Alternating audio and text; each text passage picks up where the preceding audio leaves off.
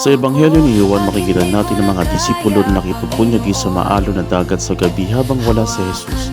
Kapag siya ay nagpakita, naglalakad sa ibabaw ng tubig, ang kanilang takot ay natutunaw sa iba, habang siya ay nagbibigay katiyakan sa kanila na, "Ako ito, huwag kang matakot." Alalahanin din natin ang pag-anyaya ni Jesus at ni Mama Mary. Handa na ba akong dalhin siya sa bangka ng aking pang-araw-araw na pakikibaka? O sinusubukan kong sumagawa ng mag-isa laban sa hangin? Bilang lehyonaryo, kailangan natin linangin ang isang matatag na debosyon paano ko tulad ni Mama Mary na makatulong sa iba na makaramdam ng nasa dilim, na marinig ang sinasabi ni Jesus, "Huwag kang matakot." At tandaan, sa sandaling tinanggap ng mga alagad si Jesus sa kanilang bangka, kaagad nilang narinig ang kanilang destinasyon. Ang tunay na kapayapaan na hindi tungkol sa kawalan ng bagyo, kundi tungkol sa presensya ng Panginoon. Itago natin ang kaangahangang katotohanan ng iyon sa ating mga puso. Binabati kayo ng maligayang Sabado na 2 linggo na